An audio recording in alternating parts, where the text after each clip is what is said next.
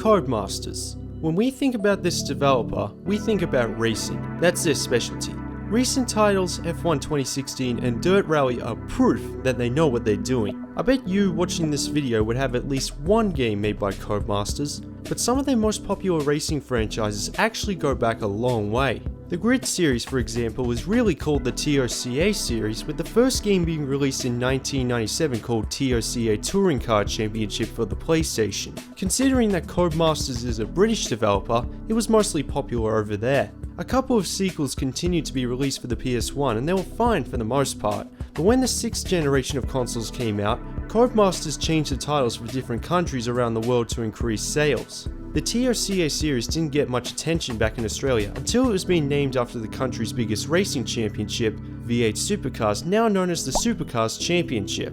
It must have worked because these two in particular were among my favourite racing games growing up in the 6th generation. It took me a long time to realise it's just TOCA Race Driver with an Aussie coat of paint to sell, but at the time, it was a good racing game, so fair enough.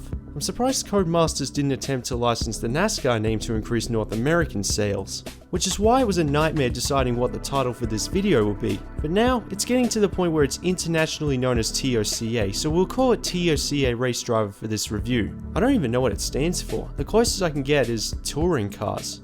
Since this came out in 2002, what's it like now after playing years of racing games that came after?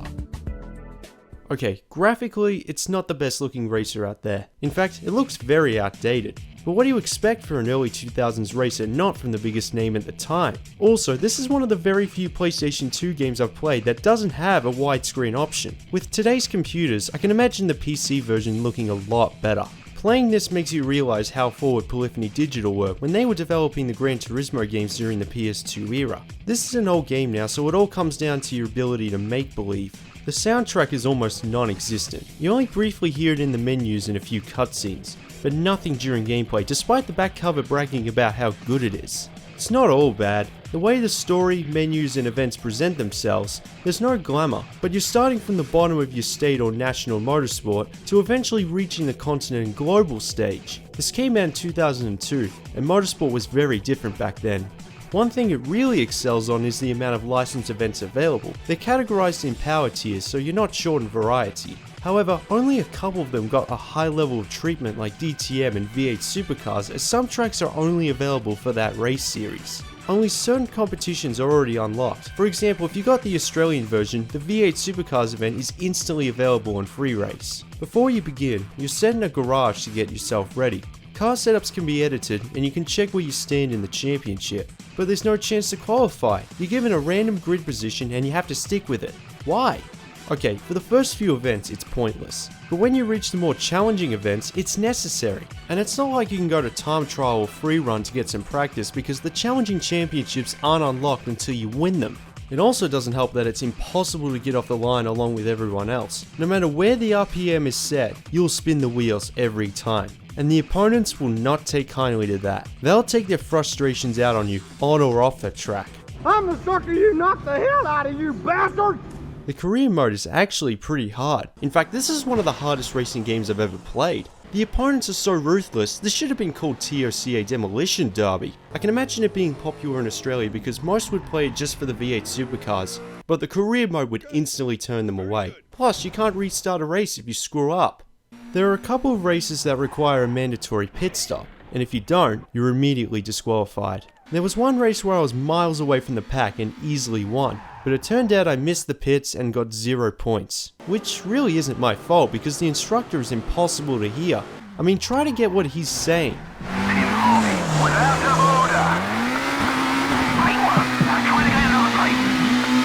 Car damage affects the performance, so it encourages you to drive properly, but obviously I don't. Did I say the opponents show no mercy? Also, whenever body parts are ripped off the car, they stay there for the entire race. With the racing wheel, it's incredibly touchy. You can tell just from watching the footage. Although compatible, you can only rotate this much, so you can accidentally steer fully in a split second and understeer. Made even more frustrating by not being able to turn while braking. Okay, cars cannot turn while braking in real life, so I'll give them that. Furthermore, you have to use a regular controller just to get the wheel working. It's probably better to avoid the wheel. It requires a lot of practice. The career mode consists of climbing up the ladder of motorsport. It's actually pretty deep. You use a laptop to receive offers from racing teams and a chart to check your career progress. The goal is to reach the Lola World Championship and be the best racing driver in the world. I imagine it's a prequel to F1 2010. In order to move up the ladder, you earn points and prize money from winning races in different championships. The points you gather in that championship stay with you to combine with the points won from other competitions, which unlocks the next set of races. Do the same thing with these ones and then it unlocks the Lola World Championship. Sounds perfectly self-explanatory. It even has a story. You are Ryan McCain, who witnessed his father die in a racing accident as a kid. But still wanting to follow in his footsteps along with his brother, he becomes a race driver himself. A very cocky one at that. So I hear you're gonna manage me. I'm considering. Considering? Ryan. Who's this guy? Figure I gotta be the hottest thing in this town right now.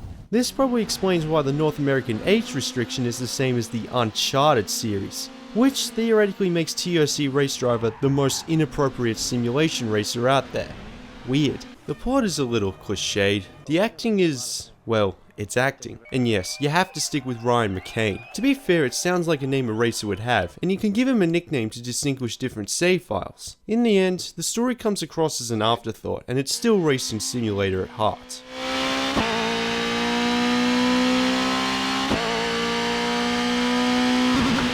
Excellent result. Well done, Ryan. The official Australian PS2 magazine had a hard-on for the V8 Supercars series. I think it's because it was the only racing game that officially licensed the race championship.